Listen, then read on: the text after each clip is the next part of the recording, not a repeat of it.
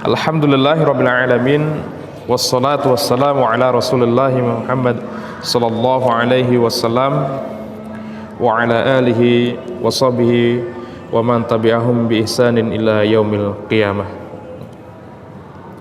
Alhamdulillah, kita pada kesempatan hari ini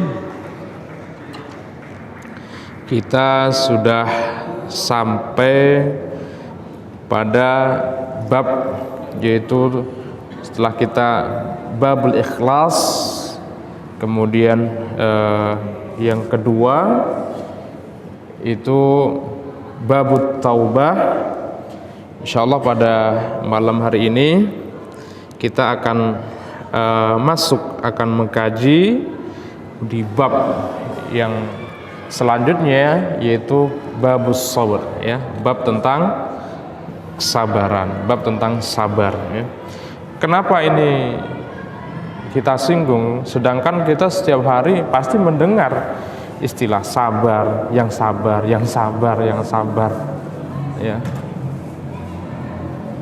Dan makna sabar itu dipersempit lagi, ya, dipersempit lagi pada hal-hal yang sifatnya itu sesuatu yang tidak menyenangkan, ya, musibah atau bencana dan lain sebagainya. Sedangkan di hal di hal yang lainnya ini kurang menjadi perhatian. Padahal esensi daripada sabar itu bukan itu saja, ya. Esensi sabar itu adalah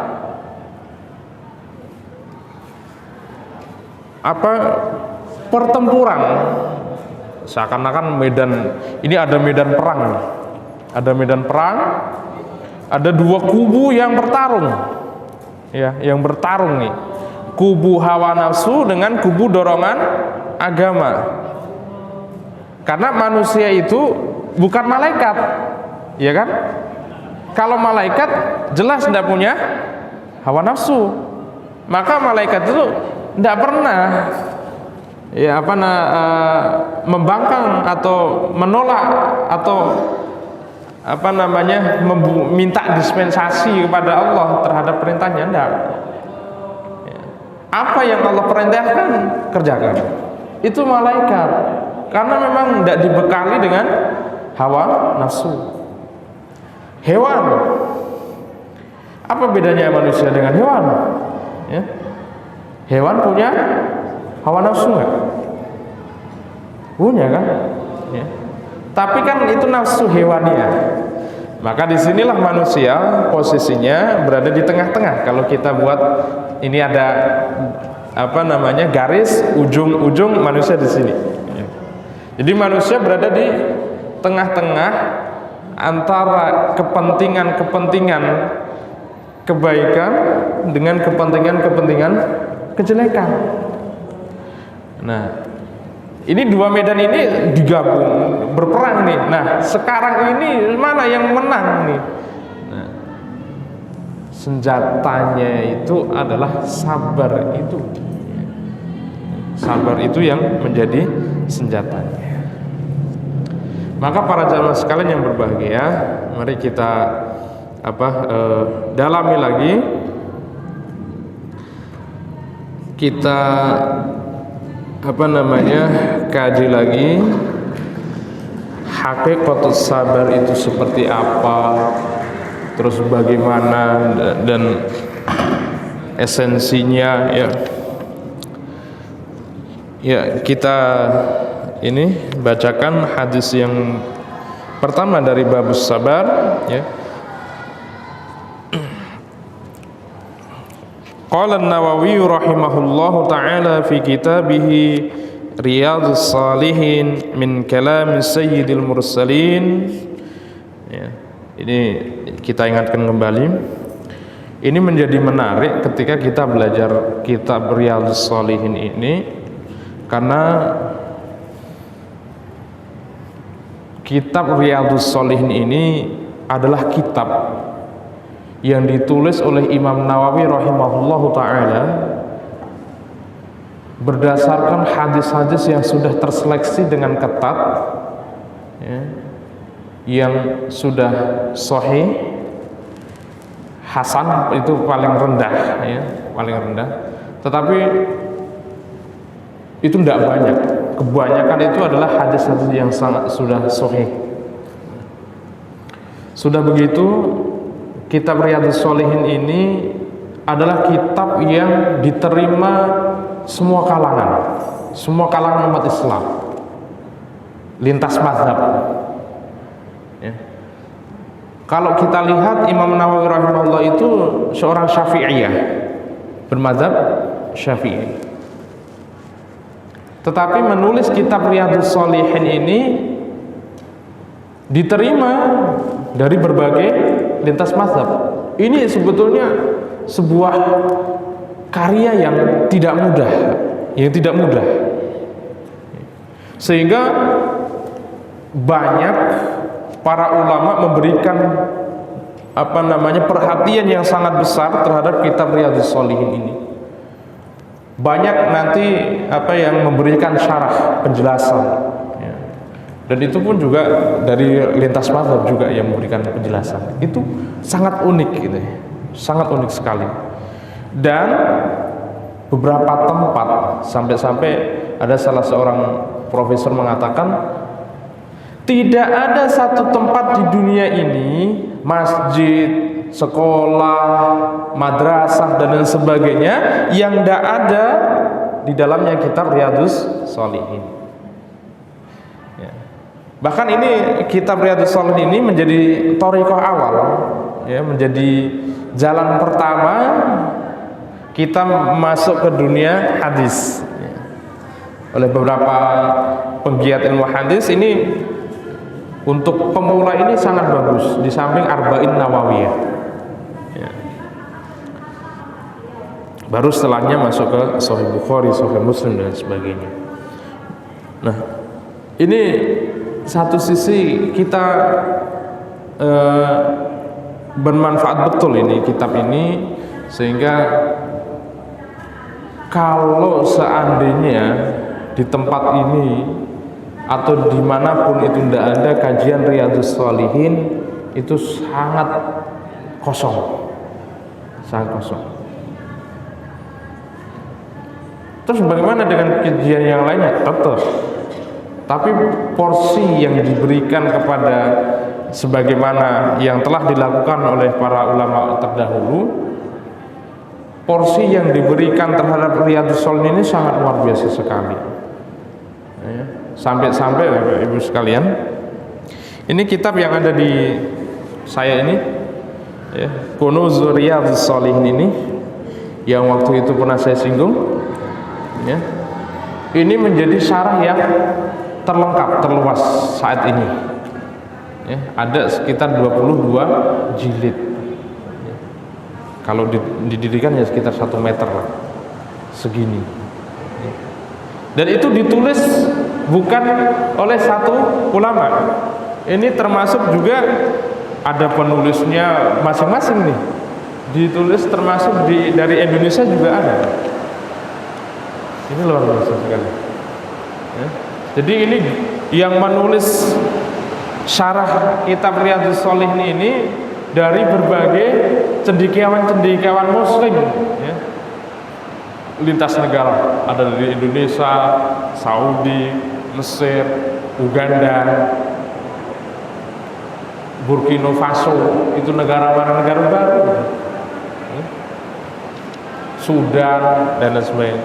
Di sini ada daftarnya penulis yang melakukan penelitian, melakukan memberikan sumbangsih terhadap terbitnya buku ini. Luar biasa. Kalau di dalam ensiklopedia fikih itu ada namanya kitab Al-Mawsu'ah Al-Fiqhiyah Al-Kuwaitiyah yang diterbitkan oleh Kementerian Wakaf dari Kuwait, yang ditulis juga ulama-ulama seluruh dunia. Itu ada 45 jilid. Itu saking besarnya ulama-ulama kita memberikan perhatian yang besar terhadap kegiatan-kegiatan yang merangsang keilmuan. Maka kita patut bersyukur sekali, kita patut berterima kasih betul ya, terhadap kesempatan-kesempatan yang diberikan kepada kita semuanya. Baik. Jadi setiap bab memulai bab yang akan dibahas, ya, Imam Nawawi rahimahullah taala mulainya dengan ayat yang dinukil dari Al-Quran. Ini menunjukkan bahwa antara hadis dengan Al-Quran itu tidak ada yang tumpang tindih. Antara hadis dengan Al-Quran itu tidak ada yang kontradiksi secara diametral. Ya.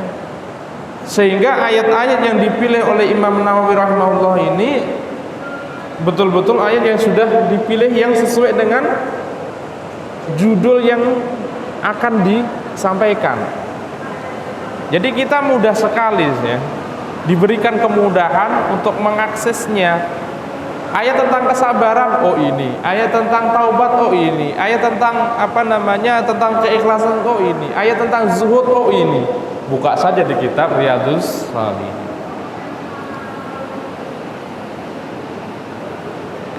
Qala Allah Ta'ala, ya ayyuhalladzina amanu isbiru wasabiru. Ya. Ini ayat-ayat yang memerintahkan untuk bersabar. Ya. Di dalam surah Ali Imran. Wa qala ta'ala وَلَنَبْلُوَنَّكُمْ بِشَيْءٍ مِّنَ الْخَوْفِ وَالْجُوعِ وَنَقْصٍ مِّنَ الْأَمْوَالِ وَالْأَنفُسِ وَالثَّمَرَاتِ وَبَشِّرِ الصَّابِرِينَ. Ini masyhur di tengah-tengah kita, sering mendengar kita. Ya. Loh, kok Ustaz membacanya tidak kalau kita lihat ya Pak,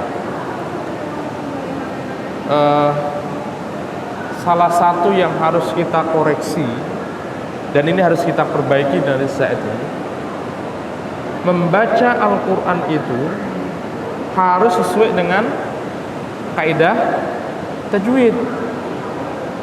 Termasuk ketika khatib menyampaikan khutbahnya di mimbar Jumat, mimbar sholat Id, atau mimbar-mimbar yang lain yang menukil ayat Al-Quran itu harus semestinya membaca Al-Quran itu dengan memperhatikan kaidah-kaidah tajwid.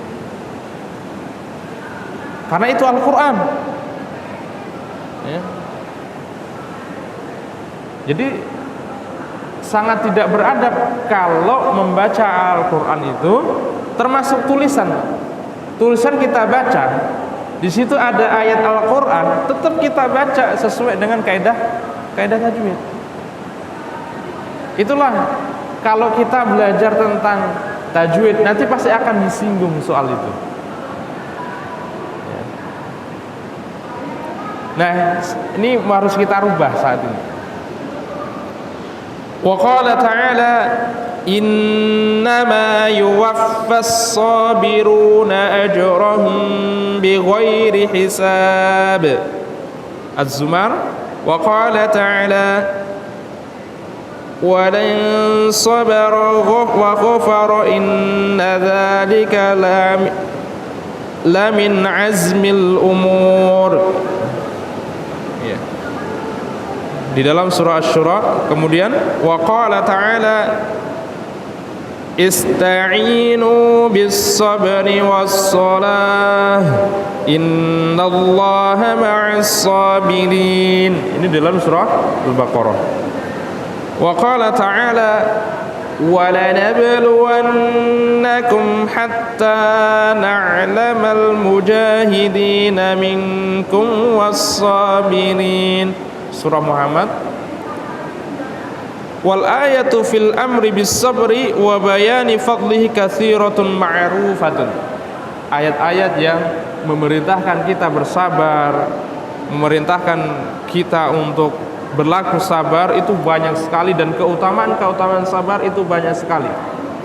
Maka di hadis yang pertama ini wal hadis raqam, di sini tertulis hadis yang ke-25. Wa an Abi Malik al-Haris bin Asim al-Asy'ari radhiyallahu anhu qala, dari Abi Malik al-Haris bin Asim al-Asy'ari radhiyallahu anhu qala, semoga Allah meridainya, qala Rasulullah sallallahu alaihi wasallam, Rasulullah sallallahu alaihi wasallam bersabda, at-tuhuru syatrul iman, ya, at-tuhuru syatrul iman.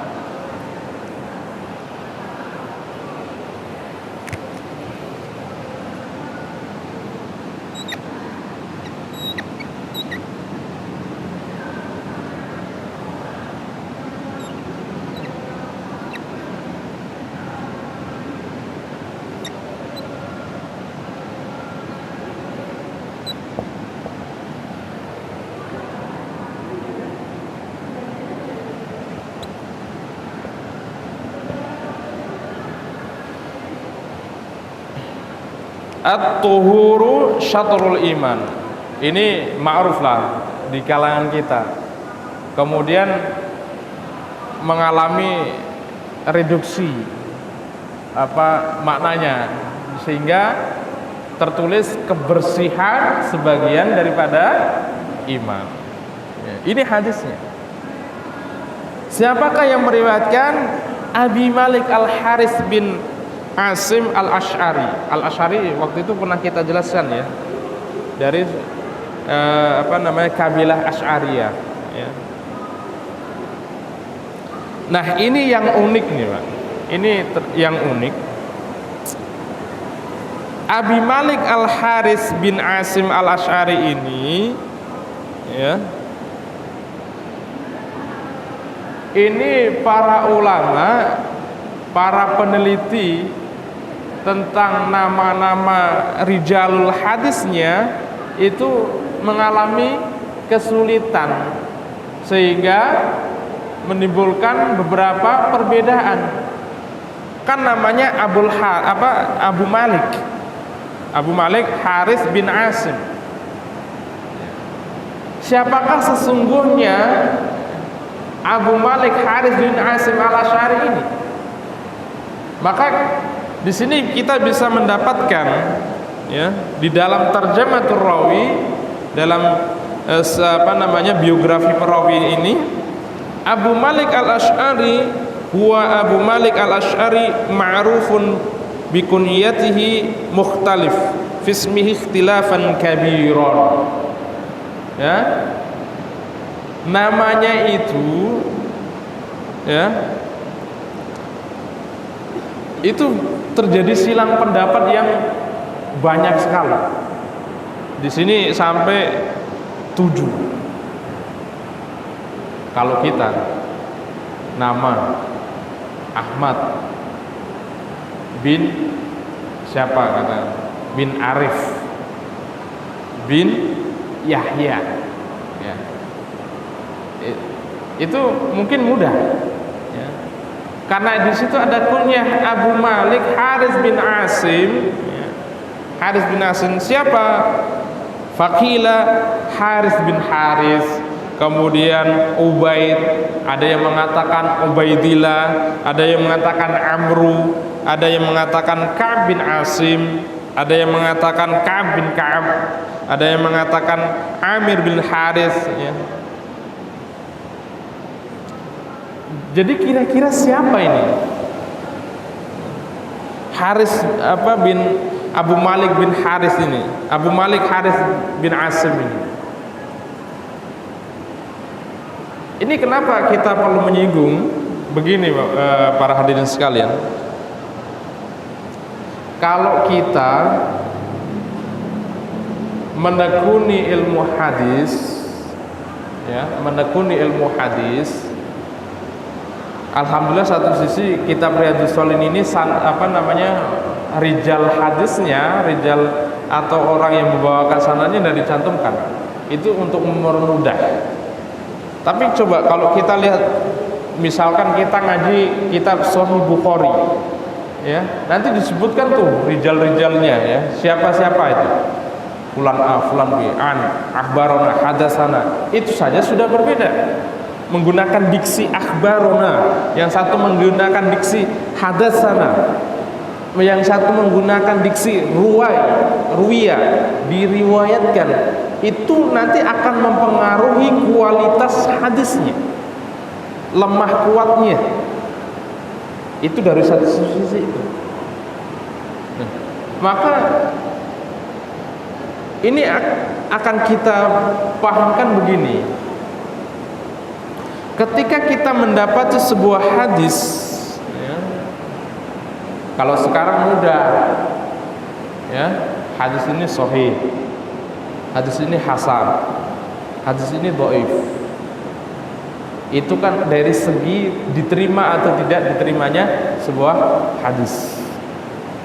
Tapi untuk sampai pada kesimpulan hadis ini derajatnya sahih, hadis ini derajatnya hasan, hadis ini derajatnya dhaif, bahkan maudhu, ya, apalagi untuk mendapatkan derajat hadis sahih, itu perlu penelitian yang ekstra, tidak mudah ternyata, ya. Dari sisi nama saja, dari sisi nama. Karena yang namanya pembawa hadis itu satu, ada berbagai kemungkinan namanya sama,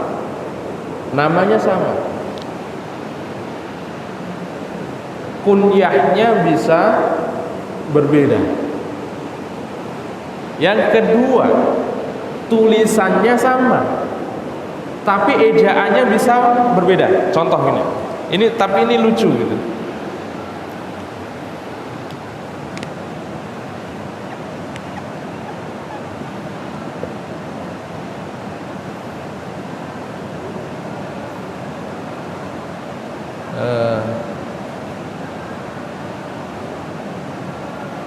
Ada penghapus.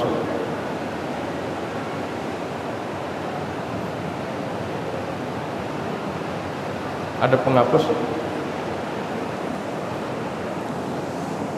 Sebentar, kita tunggu penghapusnya. Atau enggak itu apa namanya? Tisu lah.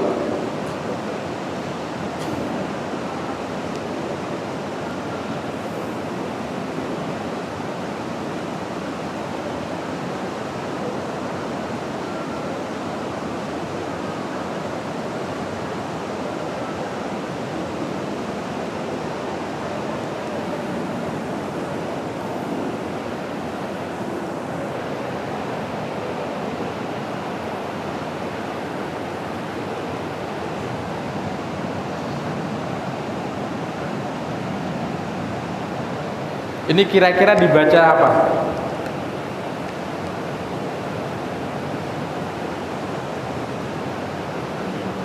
Ini siapa? Ini ada dua nih.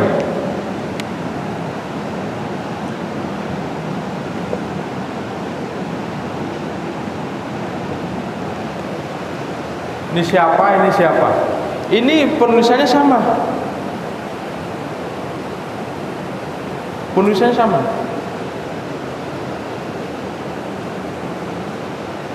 Ada yang membaca, maaf, ini dibaca, ini benar An-Nasai, Imam Nasai.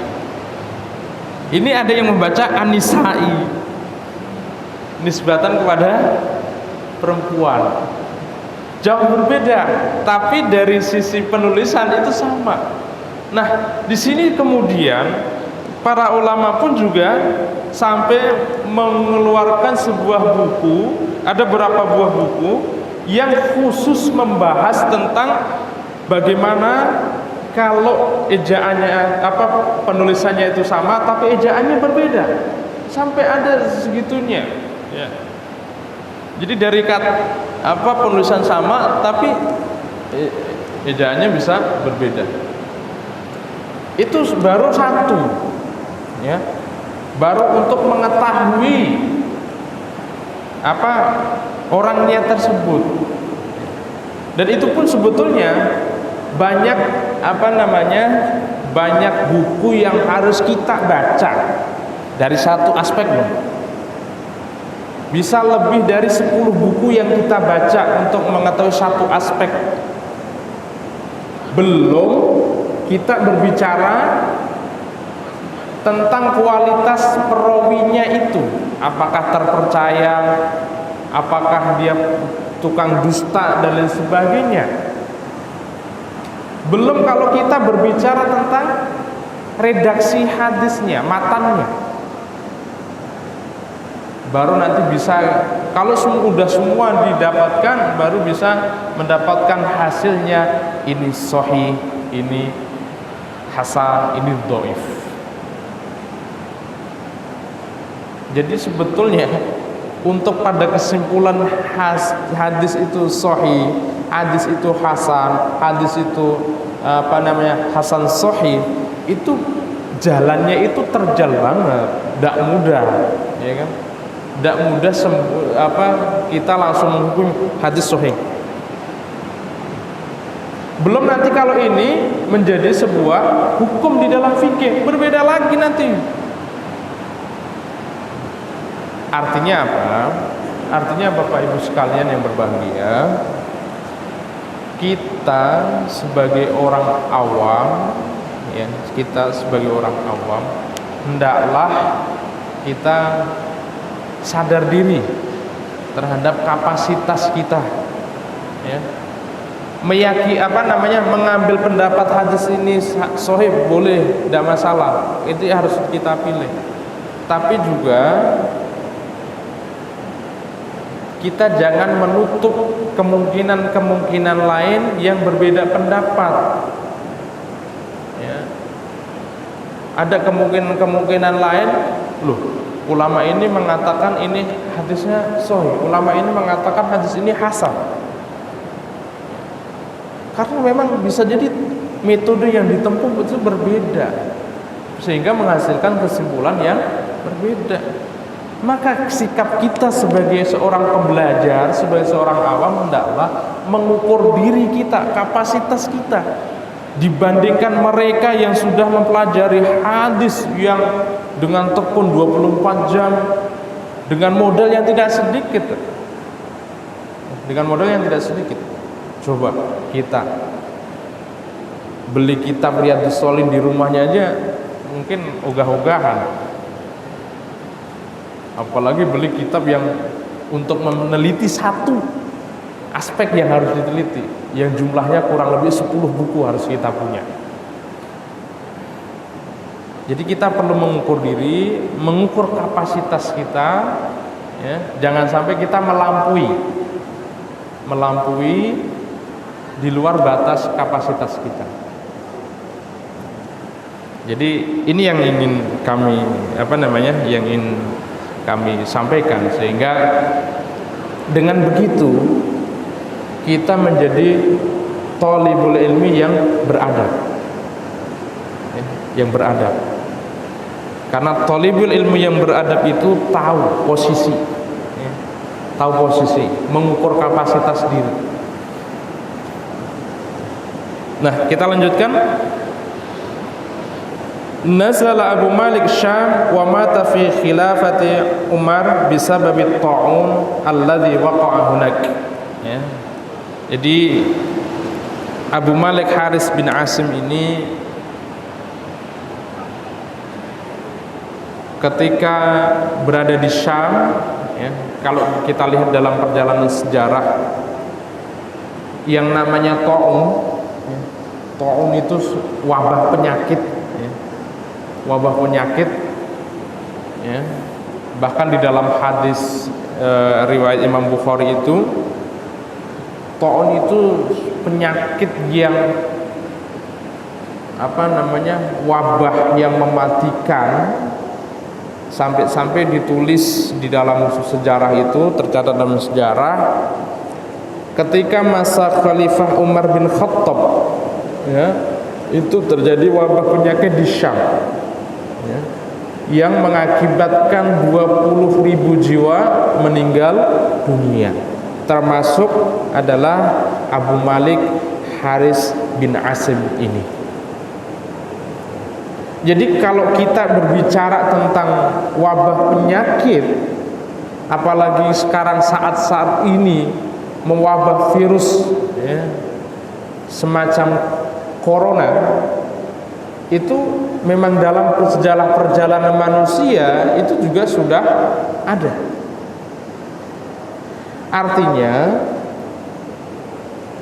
Artinya kita perlu melakukan tindakan-tindakan yang menjadi tindakan untuk mencegah munculnya penyakit itu sendiri, ya. Pasti ada solusi. Makanya salah satu metode dulu, ya, ketika zamannya Umar bin Khattab juga ada wabah taun itu juga diterapkan juga wabah solusi karantina itu juga memang sudah masyhur. Maka di dalam hadisnya itu kan kamu tidak boleh keluar daripada daerah itu, daerah yang terkena taun. Artinya itu kan ada karantina. Ini kan metode yang sebetulnya bukan baru, tapi memang sudah lama dipraktekkan juga oleh Rasulullah Sallallahu Alaihi Wasallam.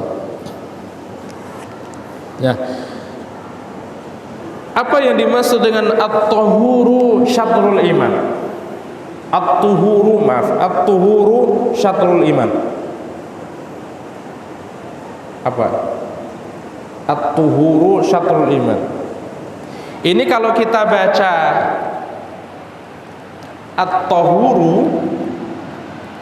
at-tahuru syatrul iman, dengan kita baca at-tuhuru syatrul iman dengan dhamma, yang satu dengan fathah, ya, ini nanti akan berbeda maknanya, ya. Kalau at-tahuru itu lebih kepada media yang digunakan untuk bersuci, yaitu air, perbuatannya. Tapi kalau at-tuhuru, ya, at-tuhuru syatrul iman dengan dhammah seperti itu, maksudnya apa? Ya, maksudnya adalah aktivitas yang menggambarkan tentang aktivitas tersebut. Jadi lebih kepada, kalau at-tahuru itu media yang dipakai untuk beraktivitas, tapi kalau at-tuhuru itu adalah gambaran tentang aktivitas tersebut. At-tuhuru syatrul iman. Walhamdulillahi tamla'al mizan. Dan kalimat alhamdulillah tamla itu artinya memenuhi mizan. Tahu ya istilah mizan? Mizan itu apa? Timbangan yang mempunyai dua sisi. Tapi timbangan yang bukan timbangan menurut apa yang kita pikirkan, ya. Mizan itu artinya mizannya perkara yang gaib lah itu, ya. Perkara gaib yang berkaitan dengan perjalanan manusia nanti, ya. Setelah dikumpulkan yaumul hasyr, kemudian manusia dihisab, kemudian di mizan, ditimbang. Tamla al mizan, ya. Kalimat alhamdulillah itu bisa memenuhi mizan. Wa subhanallahi walhamdulillahi tamla'ani au tamla'a ma bainas samawati wal ard. Dan kalimat tasbih subhanallah walhamdulillah itu bisa memenuhi langit dan bumi. bisa memenuhi antara langit dan bumi. Ma bainas samawati wal ard. Kira-kira berapa luas langit? Kira-kira berapa luas bumi?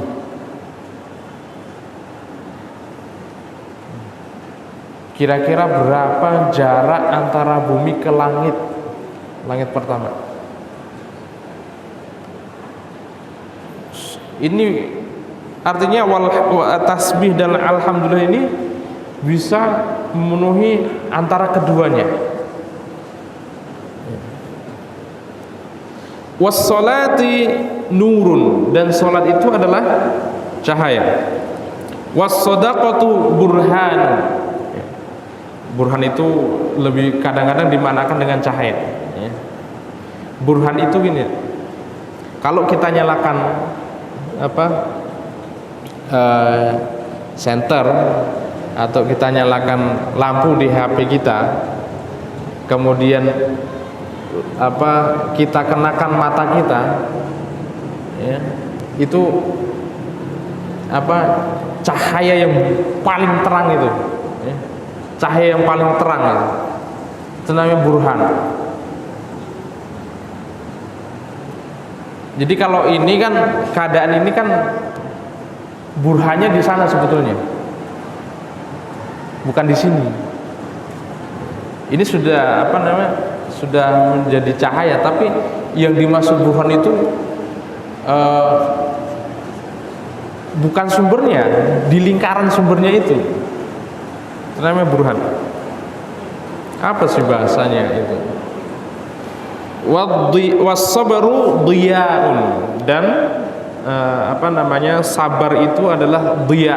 Dhiya itu juga kalau di situ diartikan cahaya juga ya.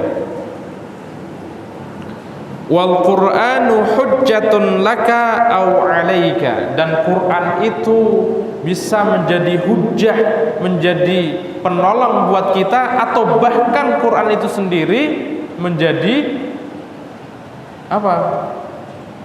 hujjatun 'alaika, atau bahasa mudahnya Quran itu bisa menolong kita, bahkan Quran itu juga kita itu tidak tertolong walaupun kita dekat dengan Quran.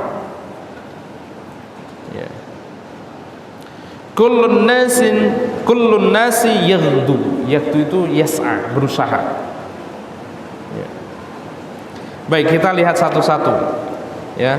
Kita lihat satu-satu apa yang dimaksud dengan at-tuhuru syatrul iman, ya.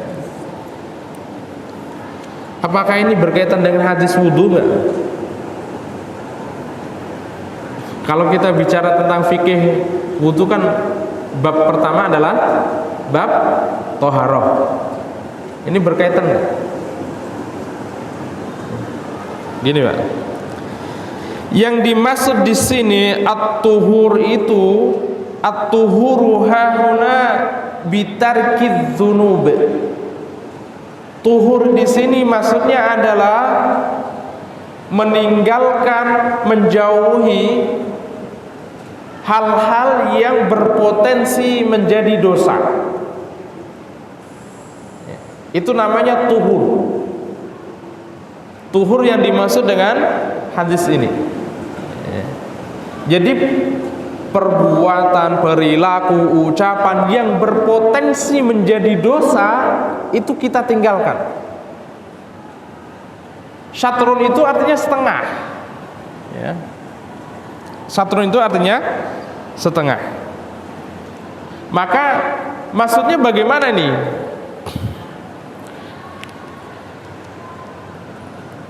Jadi syatrun ini menjadi menjadi pengikat. Menjadi pengikat antara iman dengan tuhur, ya. Karena iman itu ada dua dimensi iman. Ada dua dimensi iman. Yang pertama adalah imtithalu awamirahu.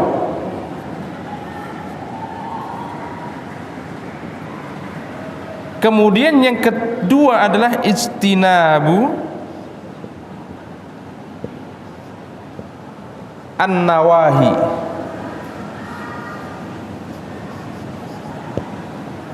Ijtinabu nawahi. Dimensi iman itu adalah imtithalu awamirahu. Kemudian yang kedua adalah ijtinabu nawahi. Yang pertama adalah melaksanakan perintah, yang kedua adalah menjauhi larangan. Itu iman. Dimensinya di situ sebetulnya. Ya. Nah, yang menghubungkan keduanya ini adalah at-tuhuru. Jadi kalau kita buat apa namanya? Ini titik A, ini titik B.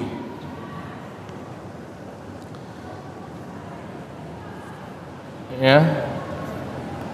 Yang menghubungkan antara A dengan B itu adalah apa? Yang disebut dengan syatrun. Kalau kita buat permisalan begini, Pak. Ini ada antara aktivitas wudhu, ini ada aktivitas antara sholat. Ya, ada aktivitas wudhu dengan aktivitas sholat. Yang menghubungkan antara sholat dengan wudhu apa? Yang menjadikan syarat sahnya sholat apa?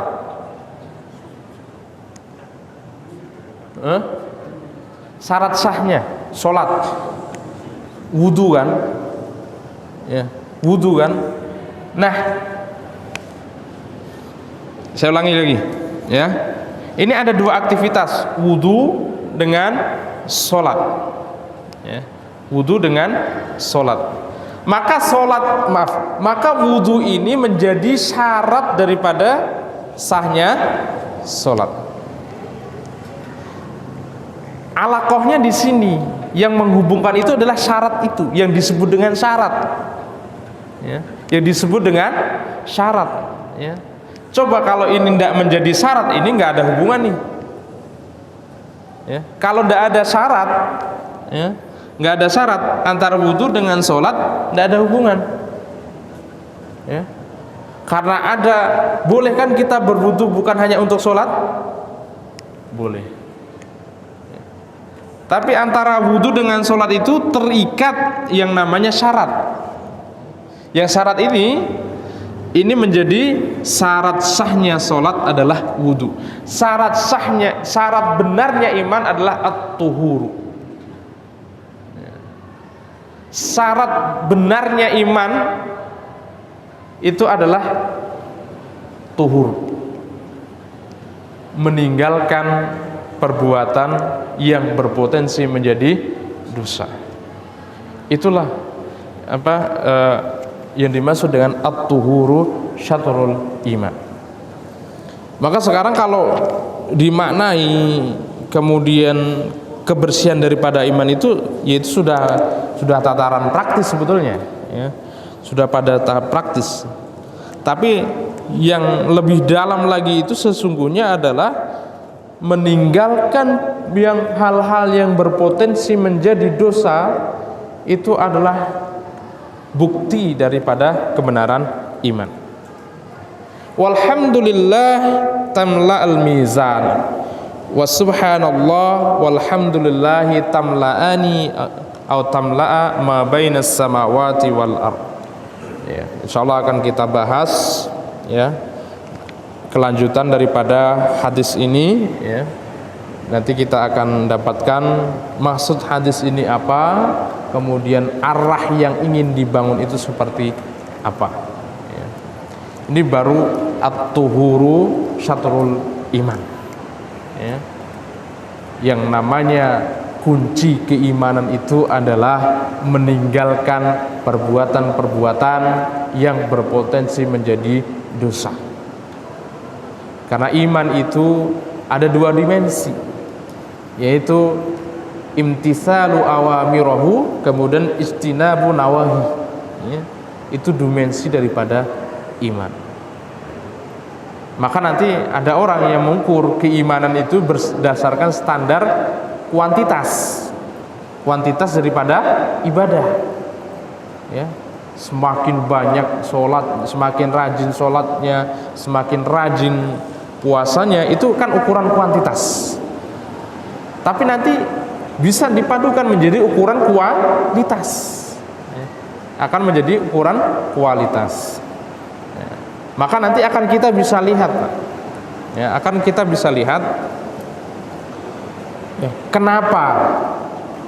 mengapa orang Islam, ya, mengapa orang Islam itu ada yang sudah haji tapi tidak mabrur. Mengapa justru perilaku disiplin dan lain sebagainya, perilaku bersih, hidup dengan higienis dan sebagainya itu justru kita dapati bukan dari penduduk negara yang memiliki mayoritas umat Islam. Ada yang salah enggak? Ada. Ini harus kita pahamkan, dudukkan bersama sehingga kita bisa mendapatkan gambaran yang utuh. Dan satu lagi, tidak menjustifikasi ajaran Islam itu seperti itu. Karena banyak yang membuat kiasan, membuat perumpamaan, analogika, seakan-akan umat Islam itu identik dengan kumuh, miskin, kotor dan lain sebagainya, perilaku yang buruk dan lain sebagainya. Apalagi kalau kita lihat perilaku ketika virus corona menyebar, ya, coba aja, sudah disediakan sabun cuci, yang itu disediakan di tempat-tempat publik, lah kok hilang. Tapi di negara lain yang umat Islamnya minoritas, lah kok malah terjaga. Di sana masker malah nggak dijual, makan diberikan gratis. Lah kalau di Indonesia malah dijual dengan harga yang tinggi. Padahal di situ umat Islam menjadi mayoritas. Apa yang salah ini? Ya. Setelah kita lanjutkan pada pertemuan yang akan datang, mari kita tutup pertemuan pada malam hari ini dengan doa kafaratul majlis. Subhanakallahumma wa bihamdika asyhadu an la ilaha illa ant astaghfiruka wa atubu ilaik. Assalamualaikum warahmatullahi wabarakatuh.